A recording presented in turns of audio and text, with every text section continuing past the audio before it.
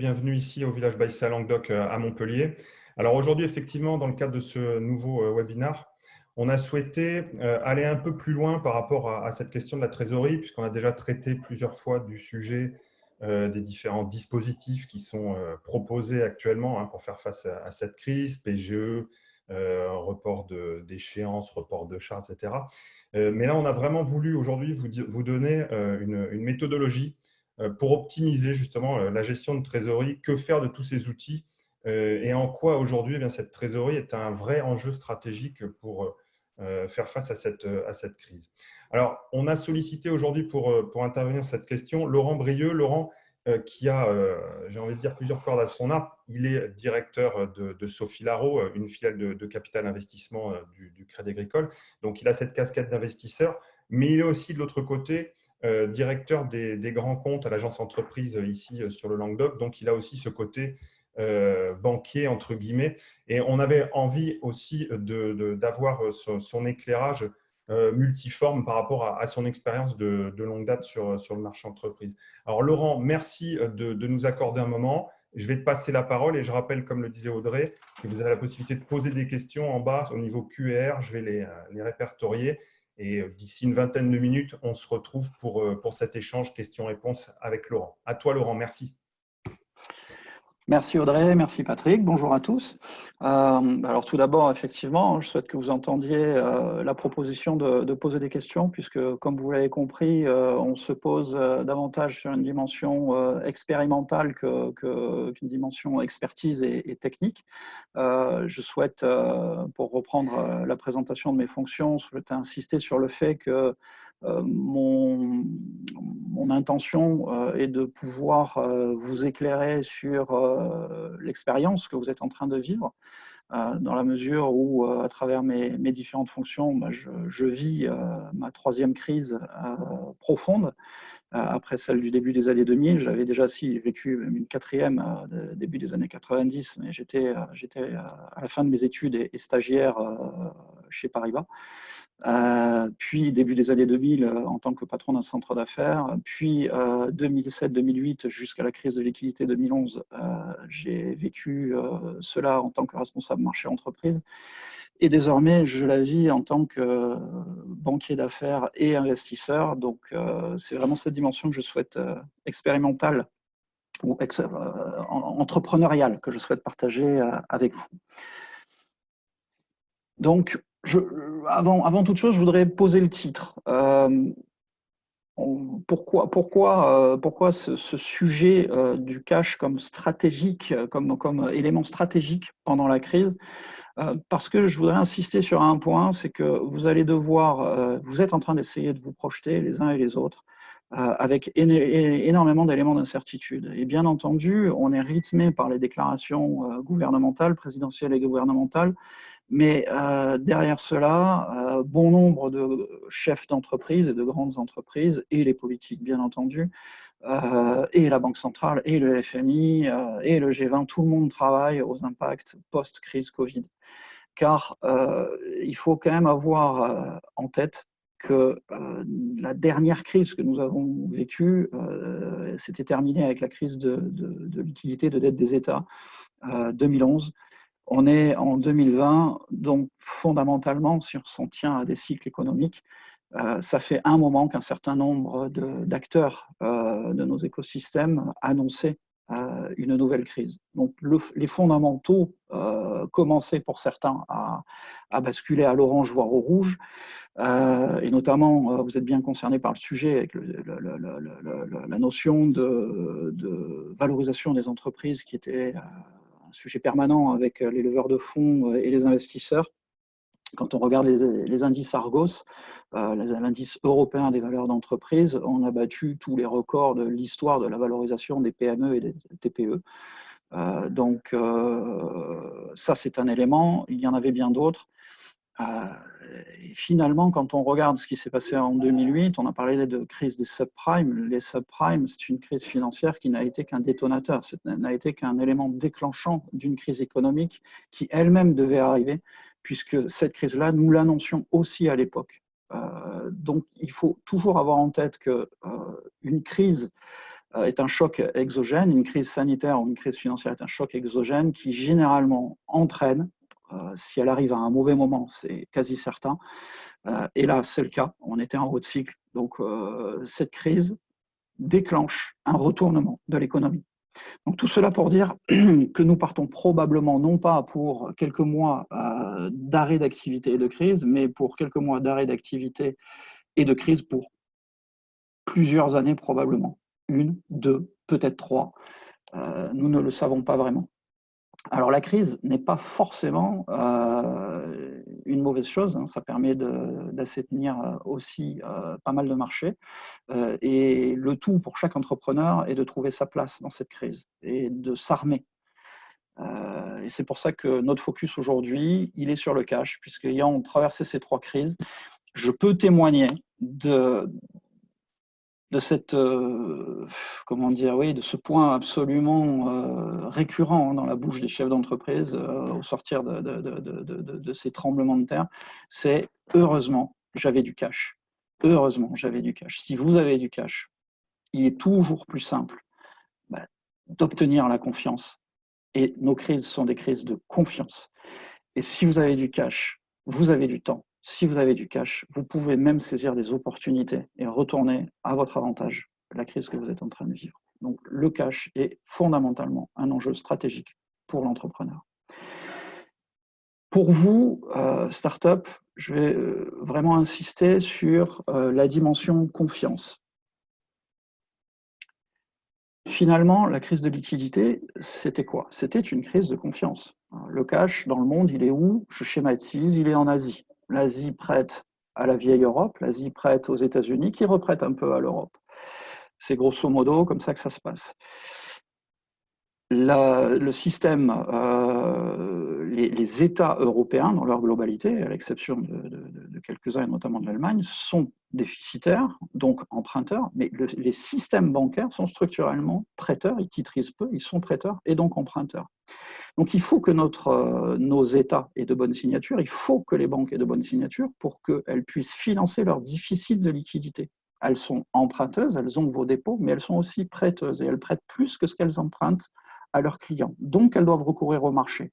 Et si on revient à mon schéma de départ, globalement, et directement ou indirectement, elles empruntent à l'Asie. Si chacun se replie sur soi-même et si la confiance est perdue, nous rentrons dans une phase où la liquidité devient problématique.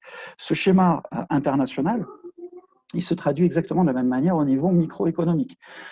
Chacune de vos entreprises est confrontée à cette notion de confiance, la confiance de vos fournisseurs, la confiance de vos banques, la confiance des assureurs crédits qui envoient des signaux sur le marché et qui vont permettre d'obtenir du crédit commercial ou pas. Donc cette notion de confiance est absolument indispensable. Première nécessité, c'est de communiquer. Ou plutôt première nécessité, c'est d'avoir du cash. Et deuxième nécessité, c'est de communiquer sur le fait que vous avez du cash pour entraîner la confiance.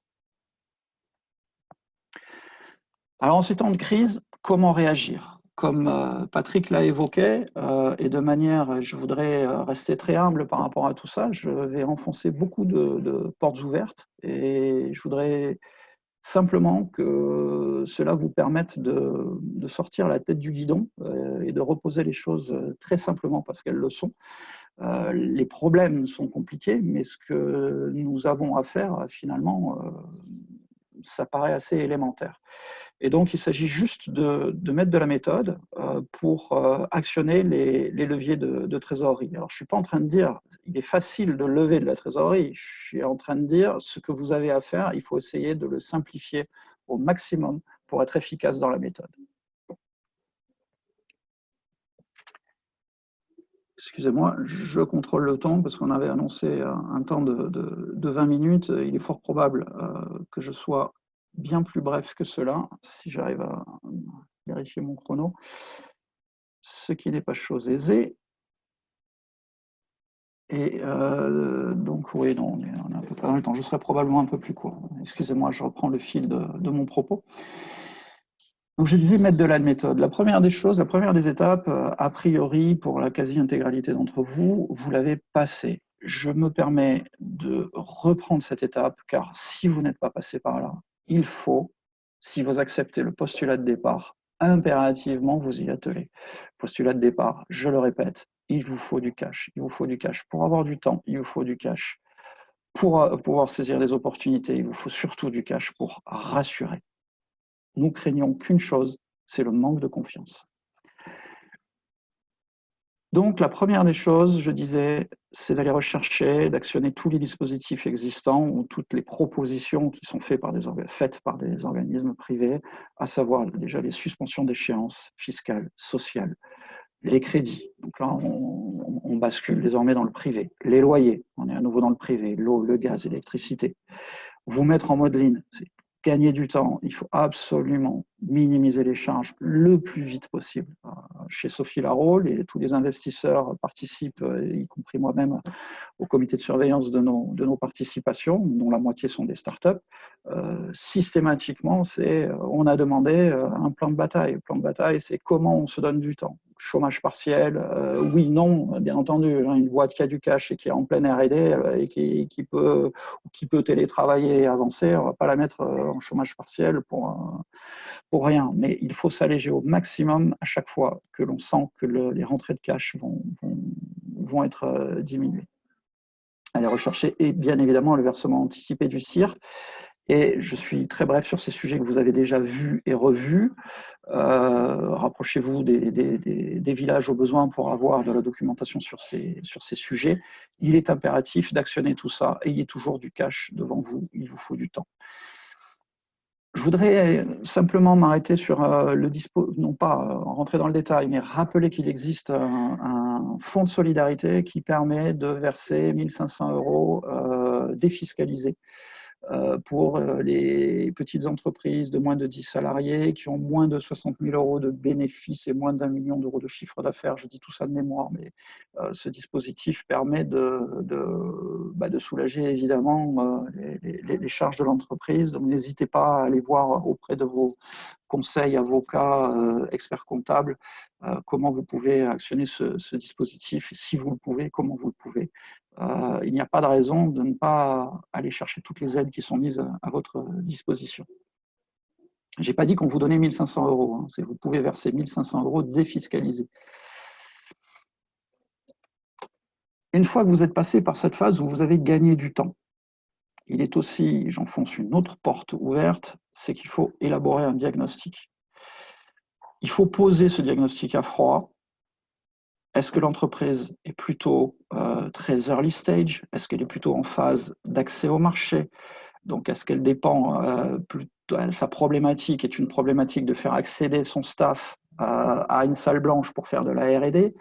Est-ce qu'elle peut faire sa R&D en télétravail?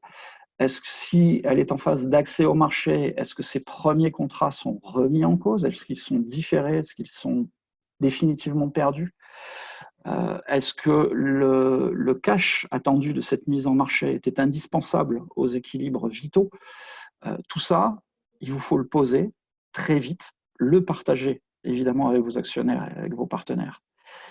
Donc, quel est l'impact de la crise? Quel est l'impact sur le chiffre d'affaires, sur la production? L'entreprise est-elle fermée? N'est-elle pas fermée?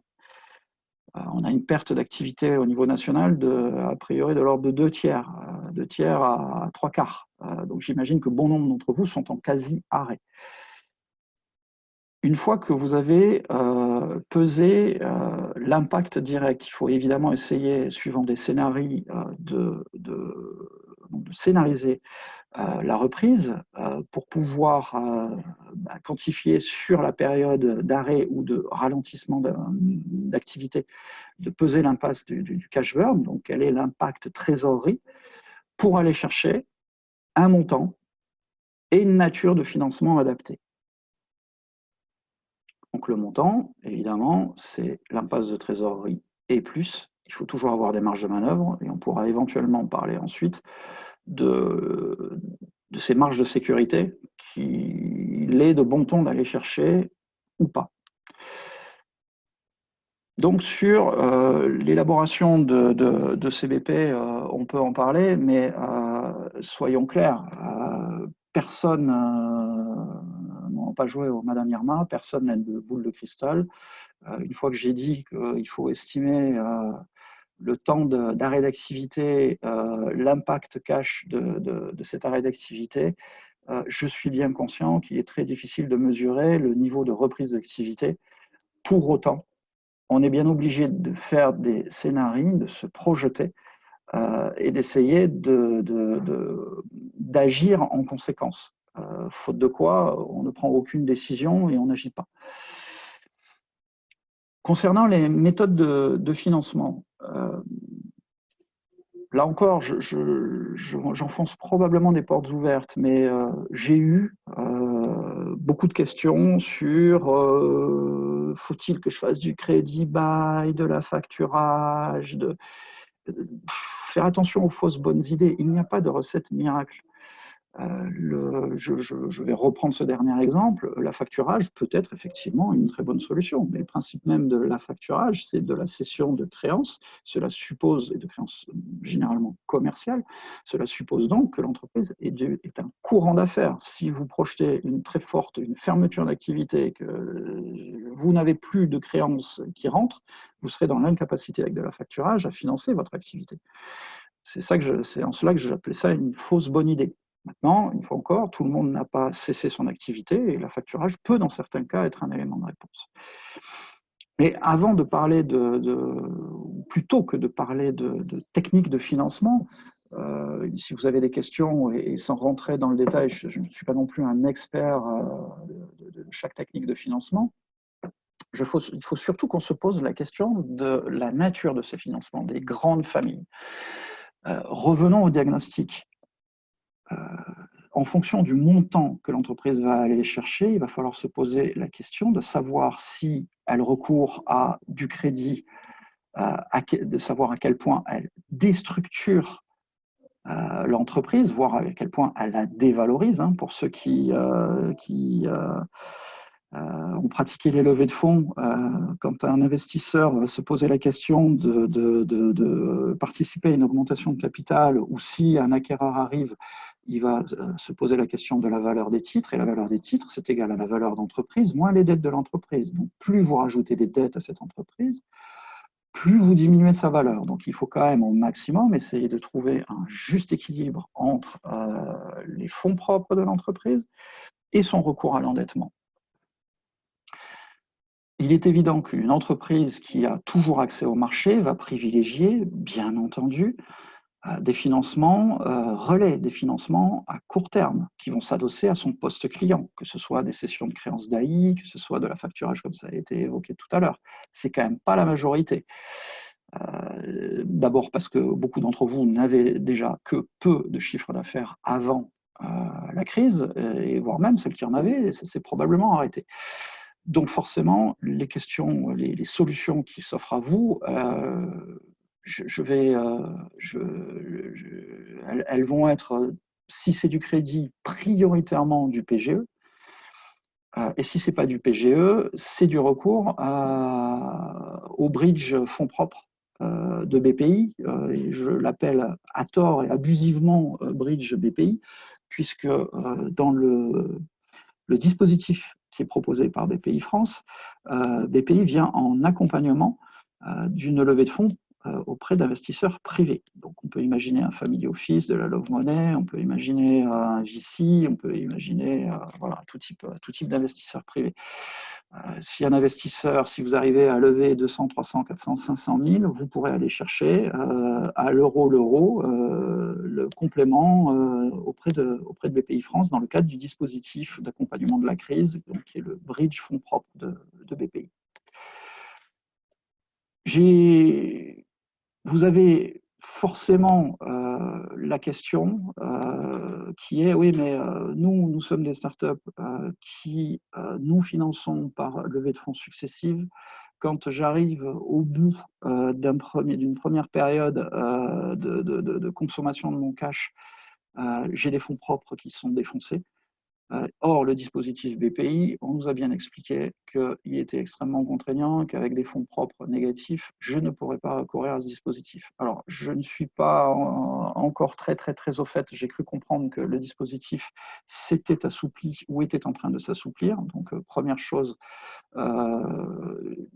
n'hésitez pas à aller vérifier votre éligibilité sur le PGE, mais de toute façon, dans l'ordre des choses et pour revenir sur la méthodologie, première étape, vous essayez de lever un peu de fonds privés qui vous permettent de revenir à minima à 50%, de ramener votre capital social à minima à 50%, à plus de 50% de vos fonds propres, ou plus de, pardon, je me suis très mal exprimé, de ramener vos fonds propres à plus de 50% de votre capital social, ce qui vous rend éligible à tous les dispositifs cash et trésorerie de BPI.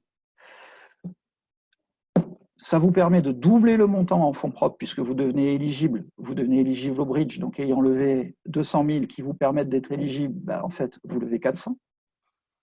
Et enfin, vous êtes éligible au PGE.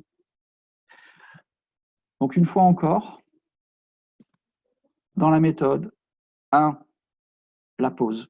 Je me donne le temps de lever la tête, de sortir la tête du guidon. Je mets tout en suspens, je me mets en mode lean, je minimise toutes mes charges. Je pose mon diagnostic, j'estime mes besoins, j'estime d'abord l'impact réel de la crise. Est-ce que c'est un impact opérationnel? Est-ce que c'est un impact de chiffre d'affaires? Qu'est-ce que je peux mettre en œuvre pour reprendre? Et quand j'ai bien mesuré ces impacts et ces impacts cash, le cash burn et sur la durée, ma consommation de cash, je vais chercher des fonds. Quand je sais combien je vais aller chercher, a priori, la méthode, je continue d'être en mode séduction, et vous avez eu un webinaire hier sur le sujet vis-à-vis des investisseurs. Je vais chercher mon complément BPI, et enfin, je vais chercher mon PGE. Celles qui ont des fonds propres déjà plus conséquents peuvent aller chercher leur PGE directement. Le PGE, et c'est une question qui m'a été posée à plusieurs reprises, petit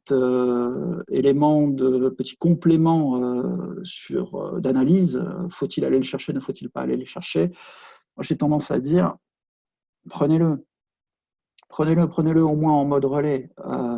Vous aurez une contre-garantie et d'État à payer, donc il y a une commission flat à payer. Elle est de 25 points de base de mémoire. Certes, c'est un coût, mais il est relativement minime par rapport à, 1, la sécurité que ça vous apporte, 2, la communication en termes de cash disponible que vous pourrez faire auprès des assureurs crédits.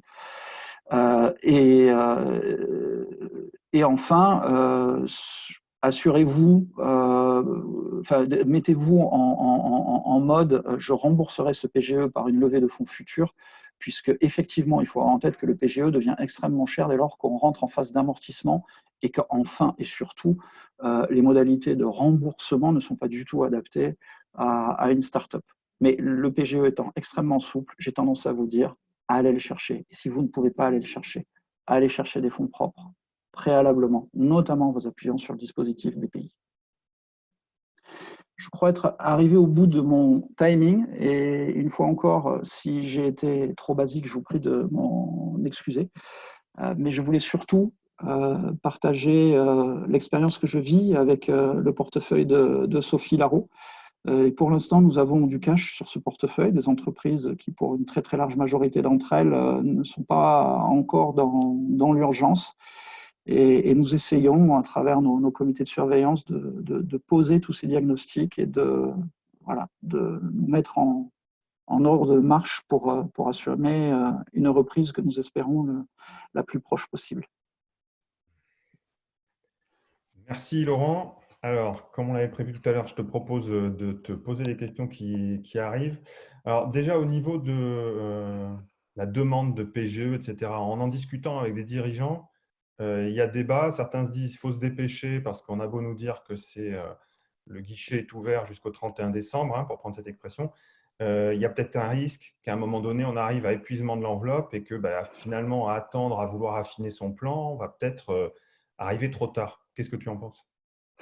Je vais vous faire deux réponses. D'abord, une réponse très pratique et technique, et puis une réponse plus stratégique qui va aller un peu à l'encontre de la méthodologie que j'évoquais dans mon propos, mais qui va rejoindre la notion d'enjeu stratégique de la trésorerie. Donc, sur le premier point, d'un point de vue pratique, d'abord, il faut avoir en tête que le PGE, je vous rappelle, c'est 25% du chiffre d'affaires ou 2 fois la masse salariale pour les… Enfin, en tout cas, le chiffre le plus élevé, entre 2 fois la masse salariale de l'année précédente et 25% du chiffre d'affaires. Mais ce montant-là, vous pouvez aller le chercher en plusieurs fois. Donc déjà, si un entrepreneur se pose la question de l'opportunité d'aller vite, et qui ne voudrait pas non plus surmobiliser le PGE, il peut très bien prendre un bout de PGE dans un premier temps, puis aller rechercher un autre bout 2 mois après, puis encore un autre bout 3 mois après. Donc moi, j'aurais tendance à dire, déjà, aller chercher un premier financement, oui, dépêchez-vous. Tant que je reste sur ces aspects techniques, la question de savoir est-ce que le PGE sera totalement consommé, compte tenu du niveau de l'enveloppe, pour l'instant, il n'y a pas du tout de signal d'alerte. Donc, moi, j'ai tendance à penser, et là, ça n'engage que moi ce que je vais dire, mais je pense que le guichet sera ouvert. Donc, pour moi, la question n'est pas tant de faut-il se dépêcher. Je pense qu'il faut prendre le temps de faire déjà un diagnostic, comme je l'indiquais. En revanche, ce diagnostic, il ne faut pas trop se prendre la tête, il ne faut pas faire un info-mémo de malade. Ce n'est pas le sujet. Le sujet, c'est d'essayer d'approcher un niveau de besoin et de vérifier si le PGE suffit à couvrir ce besoin. Et s'il ne suffit pas, il va falloir envisager d'autres choses, et notamment une levée de fonds rapide. Mais ce premier diagnostic vous invite de toute façon, selon moi, à aller chercher du PGE et à aller le chercher pour un montant le plus élevé possible, parce que je l'ai dit tout à l'heure, il vaut mieux tenir que courir, avoir du cash d'avance pour pouvoir communiquer en ce sens, susciter la confiance sur le marché. Quand on vous appelle, que vous avez de la sérénité parce que vous avez du cash, vous avez de la sérénité parce que vous pouvez payer vos prestataires et vos fournisseurs, que vous avez de la sérénité vis-à-vis des assureurs crédits quand ils vous appellent, ou de la Banque de France, c'est quand même beaucoup plus simple. Je me répète, les crises, les retournements de crise, les cycles s'expliquent que par des phénomènes de confiance.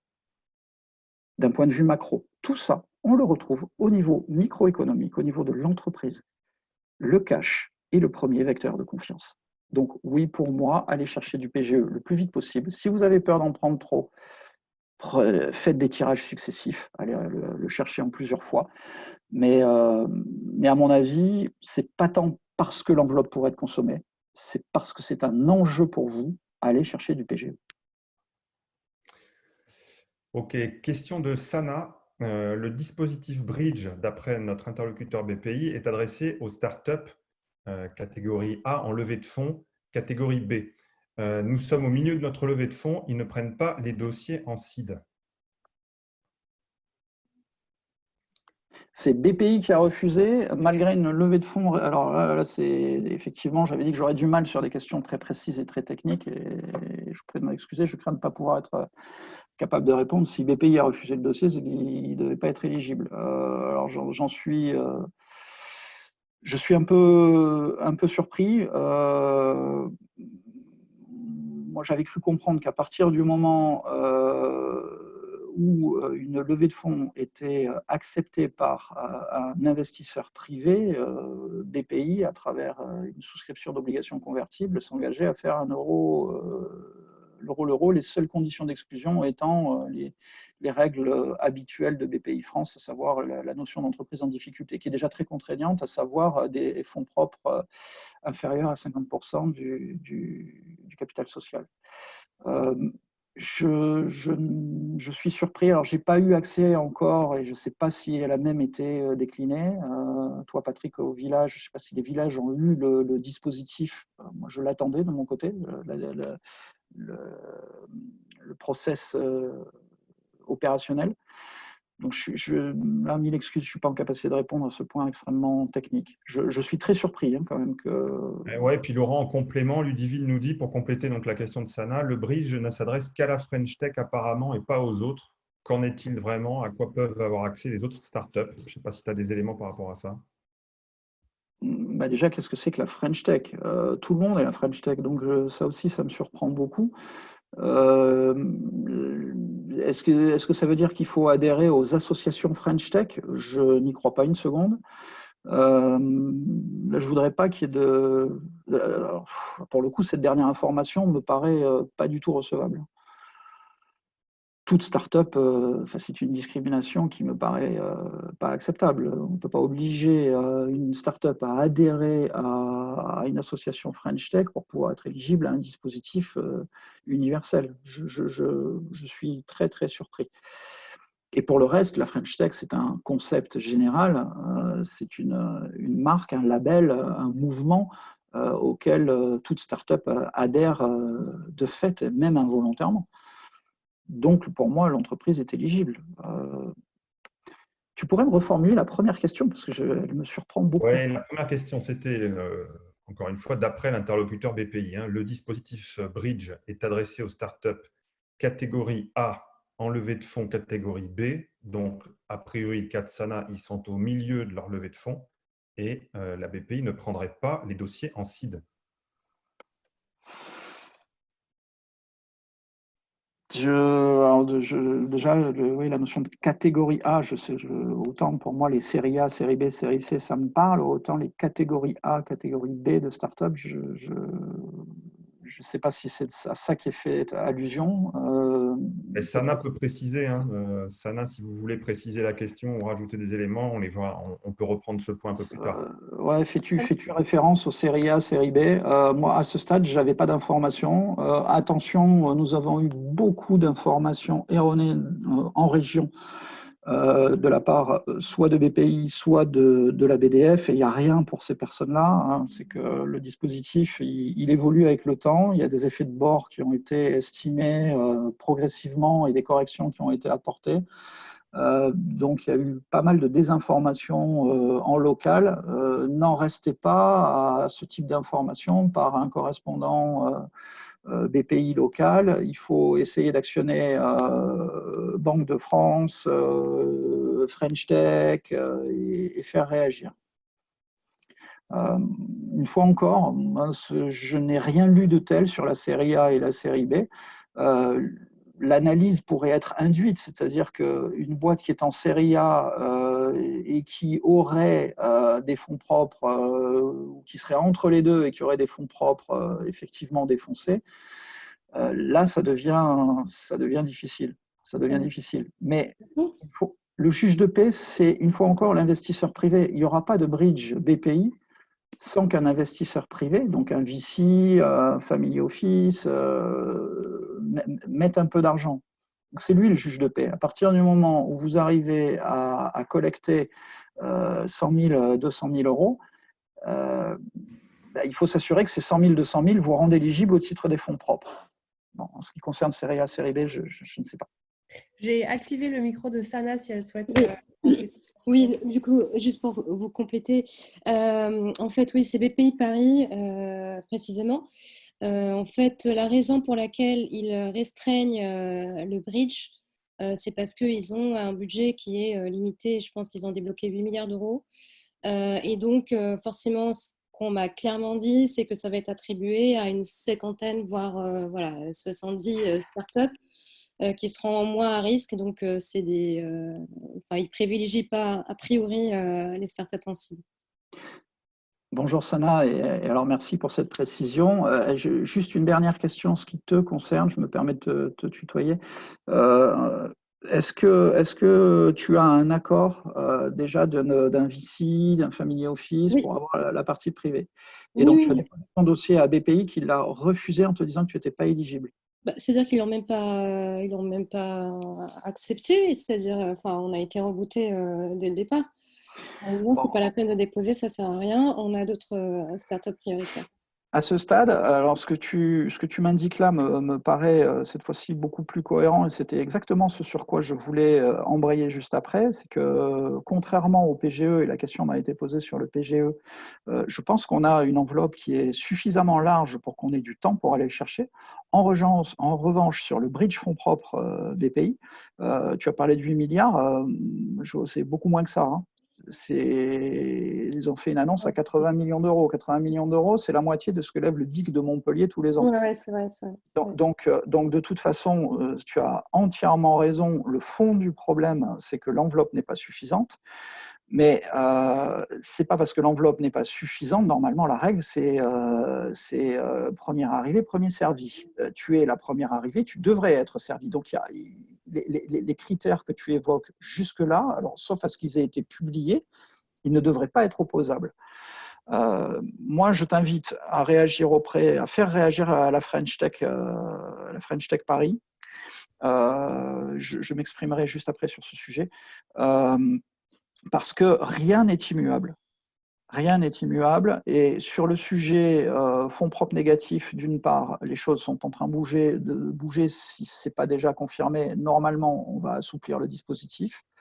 Sur le niveau de l'enveloppe du bridge fonds propres, je ne doute pas que ça bougera aussi et je suis convaincu qu'il faudra qu'il y ait une rallonge. Et pour l'instant, le président de la République a relevé que les banques avaient fait un effort insuffisant sur les PGE. Quand on se sera bien attaqué au prêt, la question des fonds propres va revenir sur le tapis et on demandera aux investisseurs de faire un effort. Et le dispositif d'accompagnement devra être en cohérence avec cet effort. Et donc, je pense que BPI devra s'ajuster. Mais pour ça, c'est que si on ne demande rien, si on ne pousse pas, si on n'agit pas, si on ne râle pas, si on ne remonte pas des informations, effectivement, il y a une probabilité qu'il ne se passe rien. Donc, il faut revendiquer, il faut que tu te battes, il faut que la French Tech t'aide. Moi, je prendrai l'exemple de Clément Saad, le président de la French Tech Méditerranée, qui est intervenu auprès de Cédrico sur le sujet des fonds propres. Il y a eu une prise en charge immédiate suite donc aux remontées notamment de notre French Tech parce que nous avons poussé fort sur le sujet. Donc il faut faire bouger les lignes. Dans l'esprit, tu y as droit. On va essayer. On va réessayer. Merci.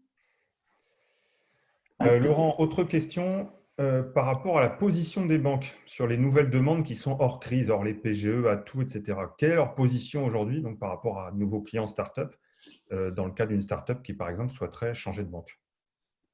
Oula, attends, excuse-moi, j'ai eu du bruit et je n'ai pas tout entendu. Est-ce que tu peux la reformuler? Je la repose, oui, bien sûr.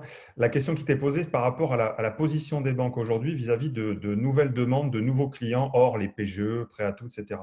Quelle est la position des banques aujourd'hui par rapport à de nouveaux clients start-up dans le cas où une start-up souhaiterait actuellement changer de banque? Comment c'est reçu ce type de demande?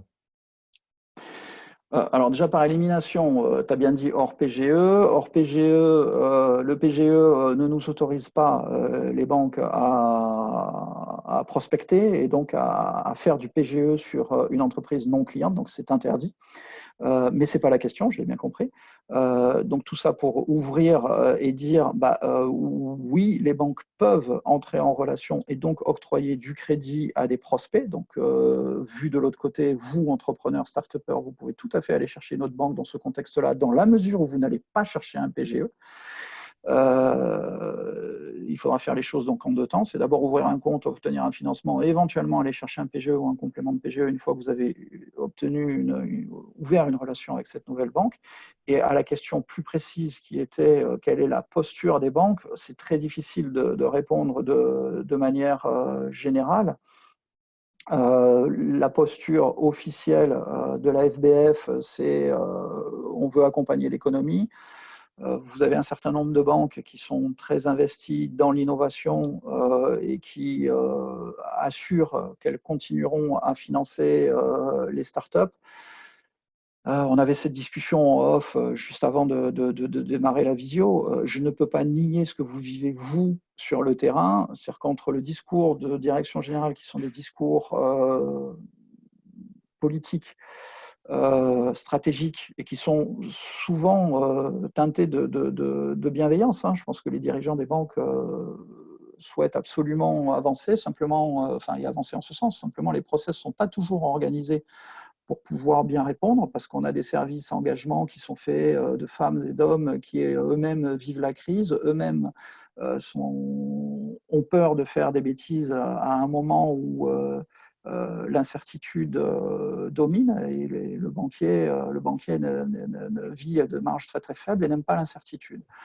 Donc, il y a effectivement quelques réactions de terrain qui peuvent surprendre. Moi, ce que je constate dans notre établissement et dans notre région, et ça ne vaut que pour ça, c'est que nous avons octroyé beaucoup de prêts ces derniers temps auprès de startups, y compris en dehors du PGE.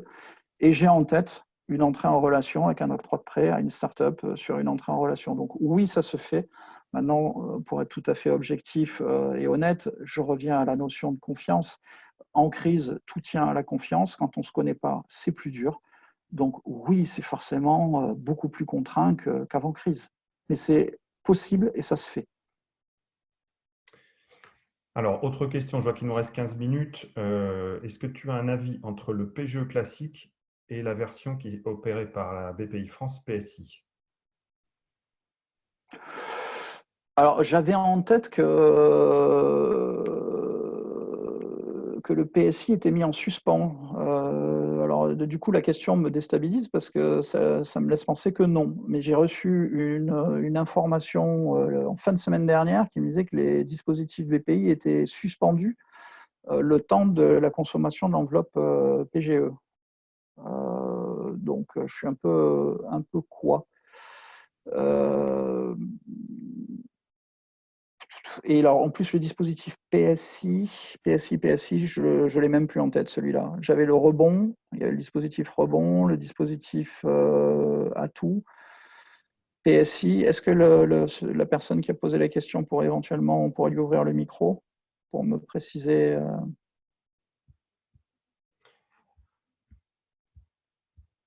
Alors, donc Audrey, je ne sais pas si tu Je suis à rechercher le nom de la... regardes. On en profite pour poser une autre question et on y revient. À ton avis, Laurent, question d'Élise, pourquoi le modèle de remboursement des PGE n'est pas adapté aux startups? Un modèle qui serait valable quel que soit le montant des PGE.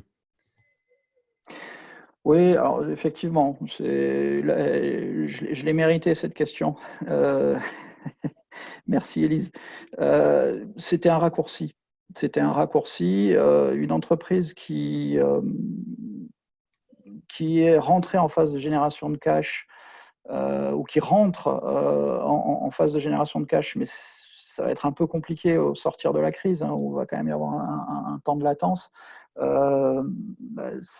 pourra évidemment rentrer en amortissement de son PGE, mais il y a un différé d'1 an et pas plus par rapport au dispositif BPI classique, où on a souvent des différés de 2 ans, y compris bancaire d'ailleurs, on a des différés beaucoup plus longs. Là, le PGE, c'est un différé d'1 an, donc on a un crédit relais d'1 an, puis après on rentre en amortissement.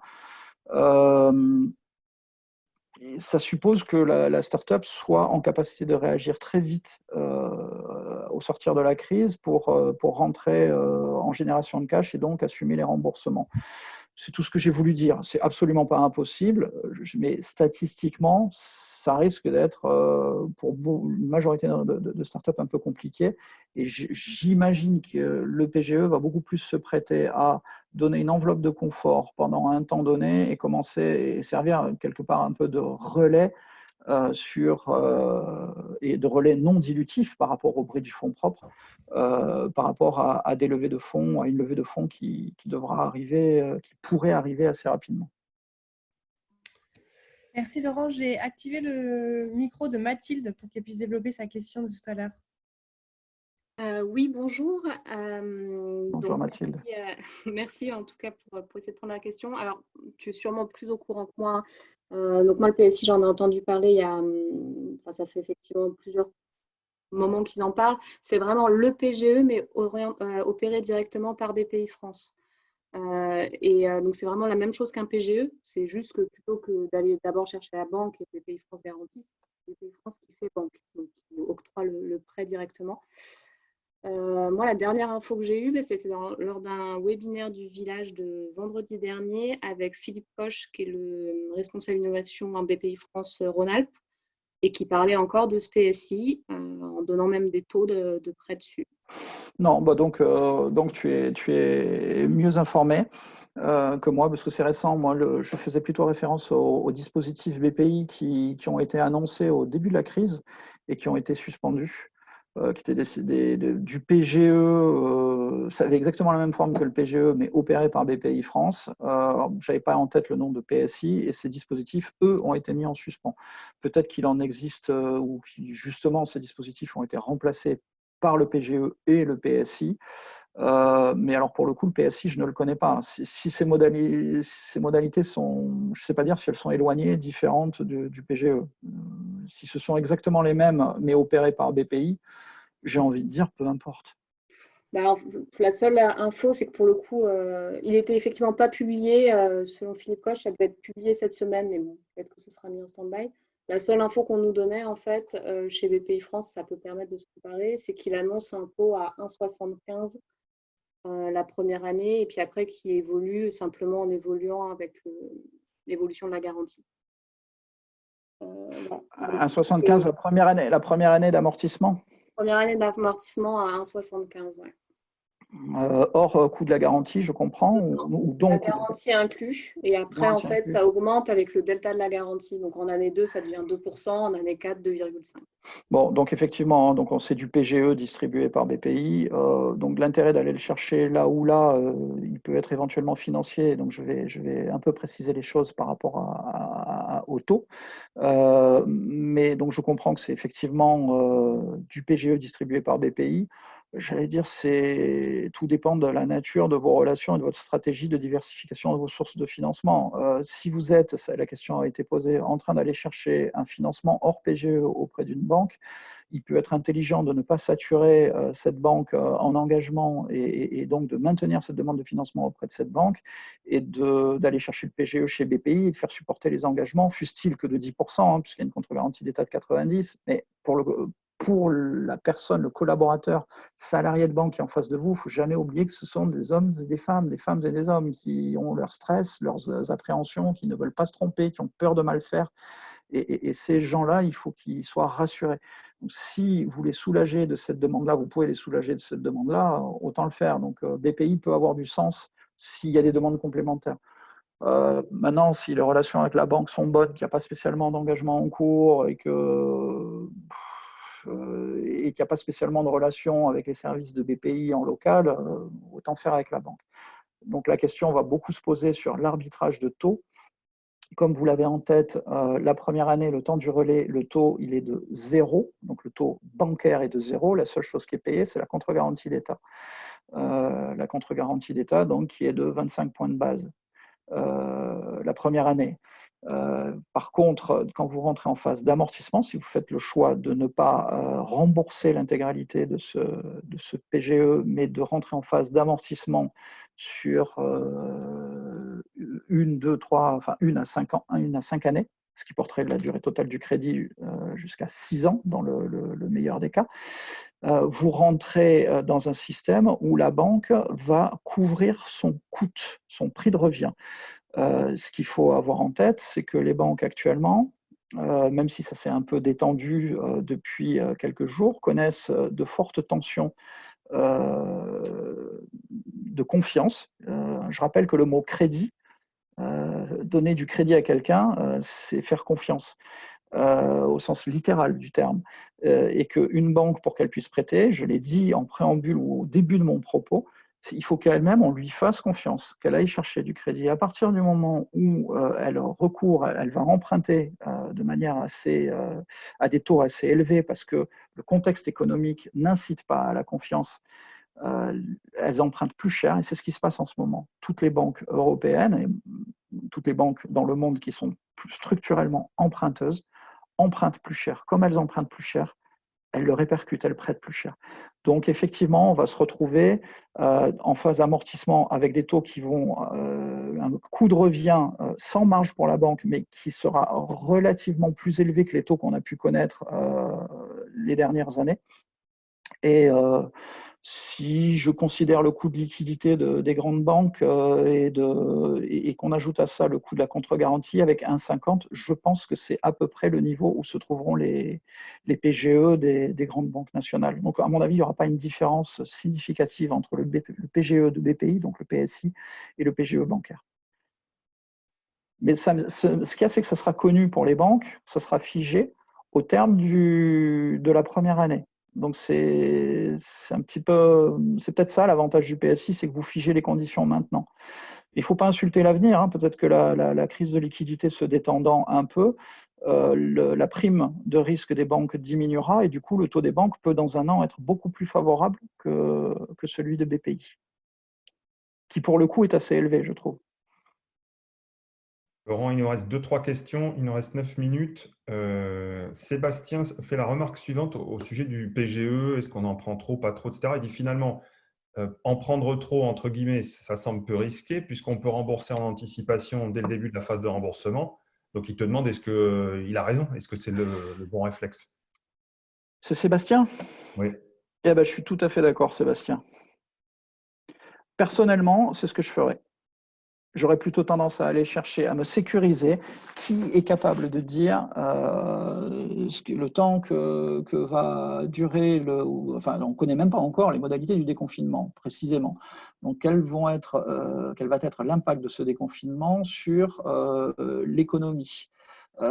Quelle forme prendra-t-il? Quelle durée aura-t-il? L'été va-t-il être complètement flingué, oui ou non? Quel impact sur vos activités? Tout ça, sur l'économie et donc sur vos activités. Tout ça, personne ne le sait. Donc, étant dans cette zone d'incertitude, moi, j'ai tendance à dire il vaut mieux tenir que courir. Il vaut mieux avoir plus de cash pour communiquer sur votre sécurité, votre solvabilité, le fait que vous avez du temps devant vous. Et s'il faut le rembourser par anticipation que vous l'avez mis de côté, ben vous le remboursez, vous aurez payé 25 centimes dessus. Pour moi, c'est le prix de la sécurité. OK. Question de Léo. Peut-on cumuler des PGE de plusieurs établissements bancaires? Tout à fait. Si c'est le Léo de Montpellier, je le salue. Et oui, tout à fait. Le PGE, mais en réalité, le process est le suivant. L'entreprise et là où les banques se consultent partagent le montant nécessaire et souhaité, vérifient l'éligibilité de l'entreprise et du montant, c'est qu'il ne faut pas que ce montant dépasse 25% du chiffre d'affaires ou 2 fois la masse salariale pour les startups qui n'ont pas de chiffre d'affaires ou peu de chiffre d'affaires. Une fois qu'on a vu tout ça, les banques vont délivrer un préaccord. Une fois qu'elles ont leur préaccord, l'entreprise est amenée à déclarer sur la plateforme de BPI sa demande de PGE et va déclarer les banques qui vont le financer. Donc, elle va devoir référencer chaque banque avec le code guichet, le code banque, le code guichet, et dire, ben voilà, c'est le Crédit Agricole de Montpellier qui me prête 500 000, c'est la Société Générale de Montpellier qui me prête 200 000, et ainsi de suite. Et donc, on cumule les montants. Maintenant, on peut cumuler plusieurs PGE, on ne peut pas cumuler plusieurs fois 25% du chiffre d'affaires. Enfin, ça me semble évident. Donc, je vois que c'était bien Léo de Montpellier. Il te salue d'ailleurs, je vois sur le chat. Remarque sur le fonds de solidarité. On a 2 remarques par rapport à ça. A priori, le fonds de solidarité que tu as évoqué tout à l'heure ne serait pas valable pour les mandataires sociaux. Tu as l'info? Non, j'ai pas l'info. J'ai pas cherché plus que ça sur le sujet. D'ailleurs, je l'avais dit tout de suite que j'étais pas capable d'aller. Mais bon, là, le moindre avocat, nous, on a eu une belle intervention de Fidal sur le sujet, de PVB pardon, sur le sujet, ce qui est un partenaire du village. Voilà, rapprochez-vous des partenaires des villages, vous aurez la réponse. Ça ne m'étonnerait pas. Ça ne m'étonnerait pas. Je trouverais ça franchement dommage parce que vous êtes en situation de difficulté qui mériterait que vous soyez éligible et vous n'êtes pas du tout dans le registre des dirigeants qui se versent des salaires énormes et donc je trouverais dommage que vous soyez exclu. Mais malheureusement, ça ne m'étonnerait pas. Je ne sais pas répondre. À vérifier avec des avocats. Ok, question précise là qui tombe à l'instant pour le PGE. Alors, si tu as la réponse, on parle de 2 fois la masse salariale 2019 ou 2019 et 2020? Quelle est la base de… Non, la règle, c'est clairement 2019. Ce qui peut se produire, le premier cas de figure, les comptes sont connus et donc on connaît la masse salariale, c'est 2 fois la masse salariale 2019. 2020 n'est pas pris en compte. Soit on a un arrêté comptable qui est par exemple février ou mars 2020, et là on va demander une attestation d'expert comptable qui va permettre de figer le montant. Voilà. Après, est-ce qu'il peut y avoir des dérogations? Je vais faire la même réponse que tout à l'heure. Il faut se battre. L'entreprise qui n'avait pas de masse salariale l'année dernière, et qui, je comprends que c'est le cas, si on pose cette question, qui a énormément recruté ou qui a doublé, triplé, quadruplé ses effectifs en début d'année et qui se retrouve avec une masse salariale énorme, on pourrait justifier d'avoir un montant supplémentaire. Dans ce cas-là, il faut aller chercher une attestation de l'expert comptable et essayer de faire valoir ses droits d'abord auprès de BPI, et ensuite, si ce n'est pas suffisant, que la French Tech actionne tous les leviers, tous les lobbies, enfin joue de son lobbying pour obtenir une dérogation là-dessus. Mais à ma connaissance, c'est 2019. Alors, toujours dans le même esprit, peut-être de retourner, argumenter un dossier, etc. Bon, on va pas censurer les choses, hein. Je vois qu'il y a un échange sur le chat sur un établissement bancaire qui serait assez rigoureux ou difficile à convaincre pour l'obtention d'un PGE. Qu'est-ce qu'on fait quand on a le sentiment d'avoir un dossier qui est complet, qu'on répond, et qu'en première instance, mon banquier habituel me dit non, non? Quel conseil tu donnerais? D'abord, il y a un dispositif qui existe, qui fonctionne très très bien, c'est la médiation de la Banque de France. Donc il suffit d'aller sur le site de la Banque de France et activer la médiation. C'est rapide, efficace. Il ne faut surtout pas s'en priver. Et ça, c'est un dispositif qui n'est pas du tout propre à cette crise. Il existait lors de la précédente crise, en 2007-2008. J'ai même eu à préconiser à certaines entreprises qui étaient des clientes de mon établissement, et comme on avait d'autres banquiers à qui il fallait tordre le bras, je leur ai dit allez-y, moi je suis bien qu'étant banquier, je souhaite aller à la conciliation, à la médiation, pardon, et ça marche vraiment très bien. Donc déjà, je vous recommande la médiation. Et la deuxième chose, c'est là aussi, il faut être un peu coquin. Là, je vais parler à nouveau de mon établissement, et cette fois-ci d'une demande qu'on a reçue, ou d'un courrier qui a été fait en interne.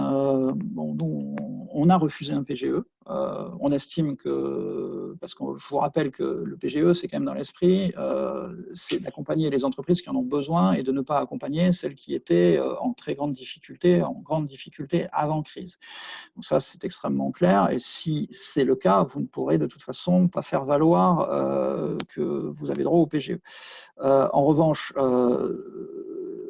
je reviens à mon propos. Nous, on a reçu un courrier d'une entreprise à qui nous avions refusé un PGE, qui s'est passé par la direction générale. Et c'est vrai que rapidement, entre la FBF, le gouvernement, il y a un dialogue qui s'instaure, parce que chacun veille à ce que les engagements pris par toutes les parties soient respectés.